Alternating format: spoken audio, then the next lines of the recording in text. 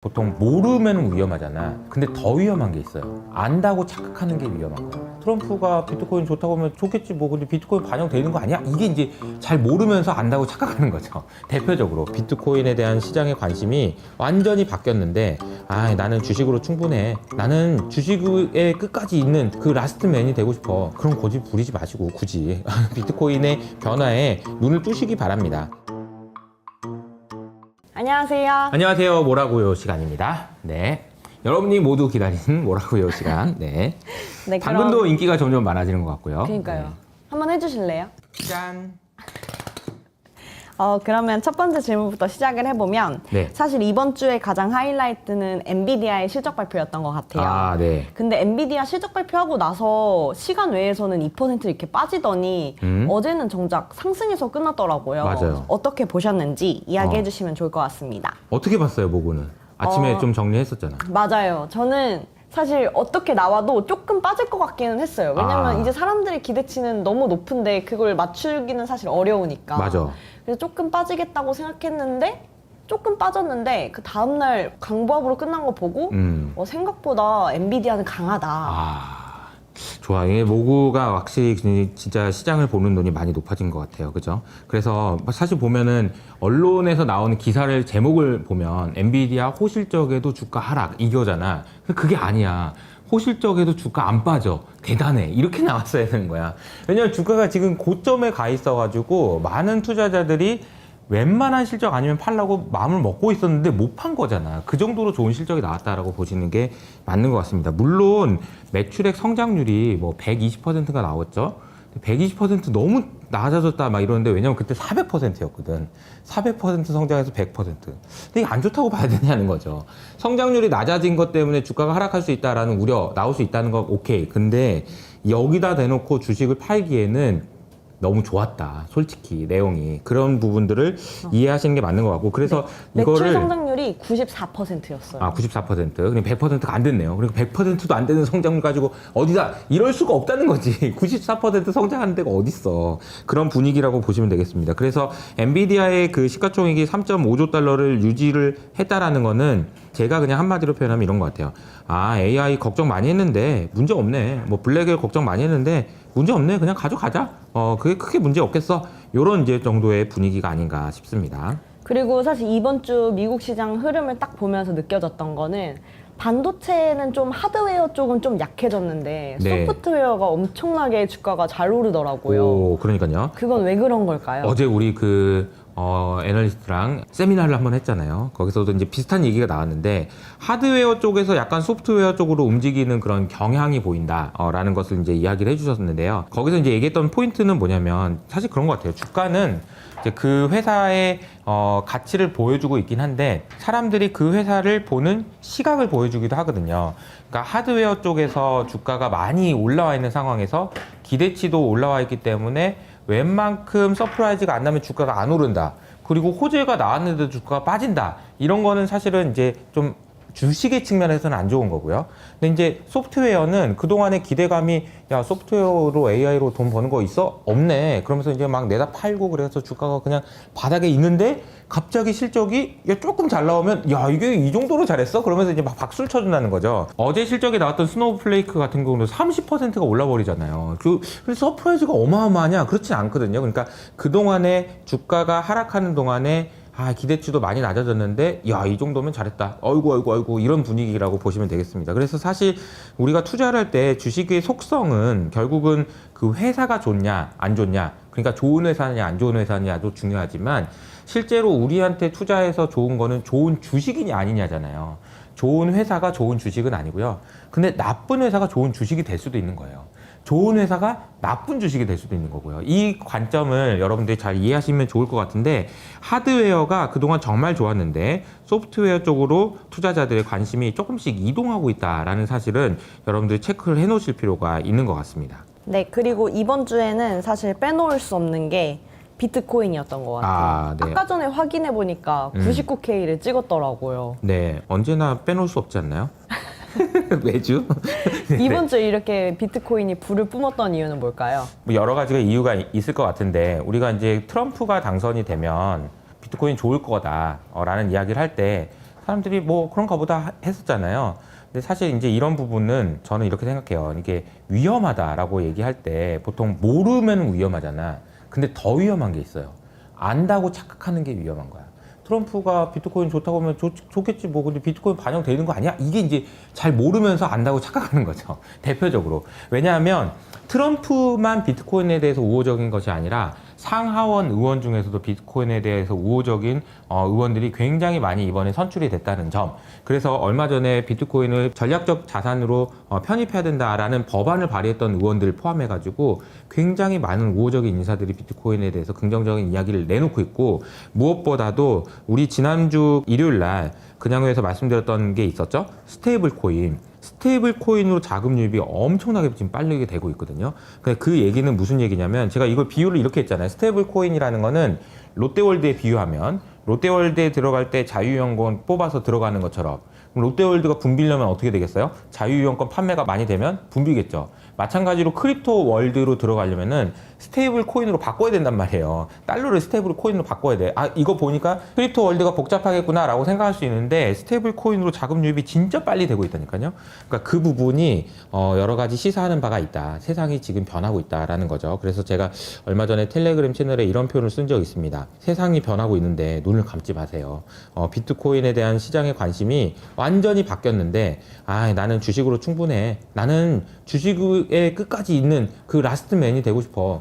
그럼 고집 부리지 마시고 굳이 비트코인의 변화에 눈을 뜨시기 바랍니다. 그렇다고 해서 제가 늘 말씀드리죠. 비트코인을 뭐 많이 사가지고 이렇게 많이 올라가는 상황에서 투자하세요, 이런 개념이 아니고, 이미 이제 10만 불 근처에 왔기 때문에 10만 불 근처 오면 또 조정을 받겠죠. 그러면 조정 받을 때 또 이제 사놓으시고, 대신에 이제 길게 투자하시기 위해서 어떤 것이 필요한지는 여러분이 고민을 많이 하시면 좋을 것 같고, 이호석 아카데미와 함께 계속 공부를 하시면은 잠이 올 정도로 가져갈 수 있는 비트코인 양이 늘어납니다. 왜냐면 제가 계속 말을 하니까요. 오늘 그것도 있었잖아요. 게리 겐슬러가 사임을 했어요. 맞아요. 요게 이제 크립토 시장에는 어떤 영향을 줄까요? 게리 겐슬러는 게리 겐세이어, 그래서 이제 겐세이만 놓는 사람, 이런 얘기 별명을 가지고 있는 코인 업계에서는 정말 싫어하는 그런 분입니다. 왜냐하면은 뭐만 하려고 그러면 계속 반대를 해서, 사실 올해 초에 비트코인 ETF가 출시되는데 이 출시가 굉장히 지연이 많이 됐던 거예요. 다 게리 겐슬러가 막았던 거죠. 그만, 안 돼 이러면서. 그런데 이번에 이제 게리 겐슬러가 스스로 이제 물러나겠다라는 의사를 어제 표명했죠. 그러면서 이제 많이 올랐던 게 하나 있습니다. 바로 리플이 많이 올랐는데요. 리플은 우리나라 대한민국이 가장 많이 들고 있는 코인 중에 하나예요. 이 리플이 보신 분은 알겠지만 최근에 진짜 많이 올랐어요. 근데 많이 오른 이유가 뭐냐면요. 게리 겐슬러가 코인 시장에 대해서 안 좋게 얘기했던 가장 중요한 건 뭐냐면은, 이건 증권이다라는 거예요. 증권이라는 거는 굉장히 중요한 엄격한 규제하에 놓아야 된다. 왜? SEC가 뭐냐면 증권협회거든. 그러니까 증권을 내가 관리 감독하는 곳인데, 코인 이거 증권이니까 내 안으로 들어오면 그냥 다 상장 폐지해야 되거든. 그러니까 이제 게리 겐슬러라는 사람은 진짜 무서워했던 건데, 이 사람이 물러나? 그럼 나 증권 아니다. 그러면서 이제 나 그냥 규제 안 받아도 되나 보다. 그러면서 이제 난리가 났다. 이렇게 보시면 되겠습니다. 그러니까 규제라는 것이, 사실은 우리가 트럼프를 볼 때 여러 가지 이야기를 많이 했잖아요. 그동안 트럼프를 얘기할 때 제일 많이 나오는 키워드가 뭔가요? 관세, 그리고 이민자 추방, 이런 거잖아요. 근데 우리가 긍정적인 부분에서 봤을 때 중요한 포인트는 규제가 아닌가 싶습니다. 그러니까 규제를 완화해 주는 것이 나타내는 긍정적인 효과에 대해서도 우리가 생각해 볼 필요는 있는데, 이 부분에서 가장 먼저 눈에 띄는 것이 비트코인 아닌가 싶어요. 네, 그러면 이제 한국 시장으로 한번 넘어가 보도록 하겠습니다. 네. 이번 주 한국 시장은 굉장히 극적이었는데요. 그 이유는 바이오 업종이 굉장히 빠르게 빠졌기 때문인 것 같아요. 네. 왜 이렇게 바이오가 빠르게 빠졌는지. 네. 제 생각에는 한 두세 가지 정도의 이유가 있는데요. 첫 번째로는 삼성전자죠. 지난주에 삼성전자 이야기 하다가 실시간으로 자사주를 샀네요. 그러면서 주가가 올라가면은 삼성전자가 그동안 안 올랐을 때 기분 좋다고 왕노릇 했던 애들이 좀 조정받을 수 있다라는 얘기를 했었잖아요. 근데 이제 삼성전자가 오르게 되면, 혹은 이제 더 빠지지 않을 거라고 생각하면, 삼성전자 안 사고 딴 데서 놀았던 사람들이 삼성전자로 가야 되는 그런 수급이 있을 수 있다. 그래서 수급적으로 봤을 때 바이오에서 삼성전자로, 혹은 다른 반도체 업체로 뺏기는 그런 수급이 있었을 거다라는 생각이 있고요. 두 번째로는 금리예요. 12월 FOMC 회의에서 제가 지난주부터 말씀드렸죠. 금리 인하 없을 것 같아요. 12월에는 금리 인하 없을 것 같습니다. 혹시 기대하신 분 있나요? 없습니다. 12월에 금리 인하 없어요. 그러면 사실 우리가 12월부터 시작해서 계속해서 금리 인하를 기대했던 분들이라면, 그래서 바이오에 투자했던 분들이라면 조금 쉬어갈 수 있다라는 생각을 할 수 있는 와중에 여러 가지 노이즈들이 발생했죠. 우리 알테오젠의 주가가 주간 단위로 굉장히 많이 빠졌는데, 그러다 보니까 이제 이미 많이 수급적으로 쏠림 현상이 있었던 바이오에서 대량으로 투매가 나오면서 차익 실현이 많이 나왔던 것 같고요.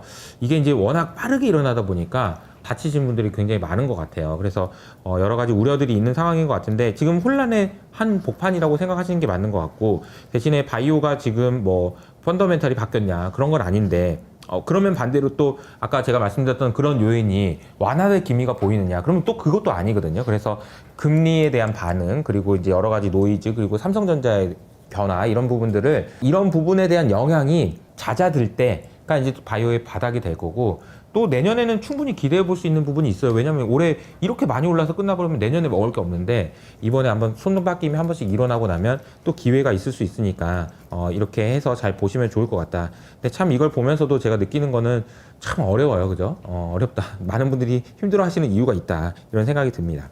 그리고 이번 주에 사실 조용하게 강했던 섹터가 있는데 네. 그게 금융이랑 배당주였어요. 그 이유는 뭘까요? 금융이랑 배당주가, 제가 어제 이제 그 서울 머니쇼에 가서 박소연 이사님하고 이제 이야기를 좀 했는데, 박소연 이사님이 준 아주 중요한 아이디어가 11월 말에서 12월로 넘어가는 동안에 세제 개편이 있을 거라고 합니다.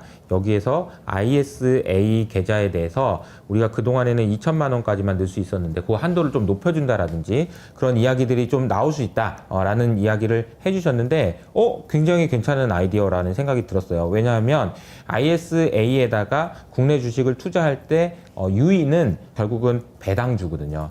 배당주에 대해서는 우리가 세금을 15% 이상 내야 되는데, ISA 계약으로 할 경우에는 9.9%로 낮아진다. 그러니까 별거 아닌데 라고 생각할 수 있지만, 여기 부자들은 이런 거 되게 많이 챙깁니다. 그래서 돈이 이쪽으로 수급이 몰리게 될 경우에 배당주에 대한 수요가 늘어날 수 있고, 이것이 이제 또 내년으로 이어질 수 있다. 그리고 이제 뭐 상법 개정에 대한 이야기가 나오는데, 물론 이 상법 개정은 뭐 저도 체크를 해보면 기업들이 진짜 열사 반대한다고 하더라고. 말도 안 된다. 우리 다 죽는다. 이런 분위기라고 해서 쉽지 않을 것 같은데, 그래도 그 안중에서 조금이라도 변화가 있으면 이런 건 좀 기대할 수 있는 부분들이 있다라는 이야기들이 있어서, 밸류업 관련된, 그래서 이제 금융주들, 배당주들 이런 쪽에서는 어떻게 보면 우리나라의 현재 기준으로는 유일한 희망 아니겠냐, 이런 생각도 좀 들긴 합니다. 그리고 이번 주에 사실 시장에서 가장 눈에 띄었던 거는 코스피의 거래 대금이 굉장히 쪼그라들었더라고요. 심지어는 코스닥보다도 거래 대금이 작은 날이 이틀이나 있었어요. 아이고. 왜 그런 걸까요? 언제 거래 대금이 다시 올라올 수 있을지.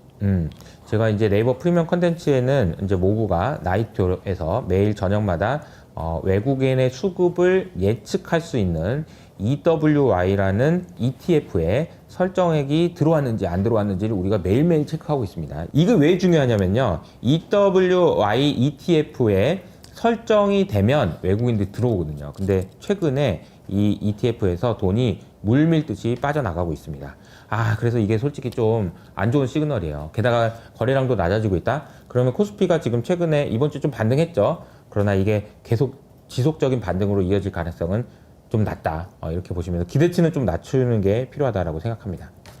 네, 알겠습니다. 이제 다음 주 일정을 한번 짚어보면, 미국에서는 10월 개인 소득, 개인 소비 지출 발표가 있고요. 그리고 한국에서는 금통위가 있습니다.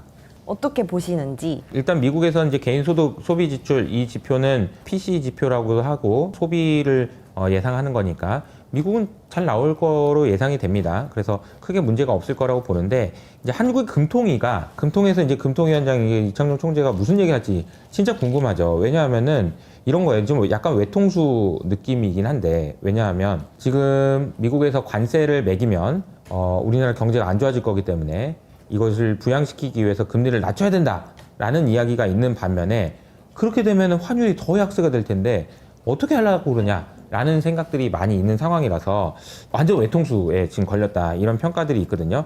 이것을 어떻게 극복하실지가 지금 관건인 것 같은데요. 일단 제가 이제 오늘 블룸버그 기사의 내용으로 이제 설명을 좀 들어보면 금통위에서는 이번엔 금리는 인하를 안 할 것 같다라는 의견이더라고요. 왜냐하면 여기서 금리 인하했다가 원화 약세가 더 되면 이건 진짜 어떻게 할 수가 없다 이런 분위기인 거고요. 그래서 원화 약세가 어느 정도 진정되는지, 그러니까 달러 강세가 더 심해지면 안 되는데 어제도 지금 107포인트를 넘어가지고 달러 강세가 지금 장난이 아니거든요. 이유는 앞서 말씀드린 대로 12월 FOMC 금리 인하 안 한다니까요. 그게 이제 영향을 줄 거고, 그 영향이 잦아지는 것을 확인할 때까지는 금리 인하 못 한다. 그리고 그게 잦아지면 솔직히 말하면은 원화가 좀 더 약세가 돼야 돼요. 미안한 얘기지만 1,450원, 1,500원까지 가는 상황이 돼서 거기서 이제 멈춰준다면 그때는 금리 인하를 좀 할 거다라는 이야기인데, 안 좋은 얘기죠. 사실 네. 금통위에서 한국은행 총재가 내년의 경제 상황에 대해서도 긍정적인 얘기를 할 게 없고, 그리고 환율이나 금리 정책에 대해서도 아주 자신감 있게 얘기할 수 있는 상황은 또 아닌데다가 12월 FOMC에서는 금리 인하를 안 한다고 하니 이게 참 여러 가지로 힘든 상황이다라는 거고요. 그래서 지금 뭐 굉장히 잘 버텨야 되는 그런 어려운 상황에 놓여 있다라고 볼 수 있는 것 같습니다. 이게 뒤에 지금 IMF라고 제가 써놨는데 IMF 온다는 얘기가 아니고요. IMF가 오지는 않는다. 그 정도로 심각하진 않다라는 얘기를 했으니까 제가 그냥유가 올라가면 여러분들 한번 체크해 보시면 좋을 것 같습니다. 제가 오늘 이거 진행을 하다가 당근을 한 번도 안 썼어요. 그래서 오늘 나왔던 내용들을 하나씩 점검하면서 당근을 한번 사용해 보면서 마무리하도록 할게요. 일단은 엔비디아 실적에 대해서는 우리가 이렇게 평가를 했죠. 잘 나온 거다 이거. 그리고 주가가 주식을 팔고 싶은 사람을 못 팔게 만들 정도로 잘 나온 거다. 그래서 엔비디아의 주가는 계속 우상향할 가능성이 높다. 라고 생각하고요. 가능성이 좀 높아졌다. AI 안 끝났다. 그런 상황이고요. 대신에 이제 뭐 여러 가지 매크로 환경이 좀 불안한 부분이 있긴 하지만 AI는 안 끝났다라는 게 확실한 것 같고, 미국 시장에서 하드웨어에서 소프트웨어로 변화, 이것도 굉장히 좀 중요한 변화라고 생각합니다. 그래서 소프트웨어에 대해서 저희가 계속해서 업데이트를 해드리겠고요. 비트코인은 10만 불 도달하면 좀 조정 받겠죠. 그러나 계속 갈 거다 라는 생각이 다 그렇네요. 게리 겐슬러 때문이다 이런 얘기 좀 했고요. 한국 시장에 대해서는 반등이 나오긴 했지만 자신이 없다 이렇게 말씀을 드리겠습니다. 여러 가지 변화들이 있는데 그 과정에서 이제 여러분 잘 대응하시면 좋을 것 같고요. 오늘 뭐라고요는 여기서 마무리하도록 하겠습니다. 감사합니다. 감사합니다.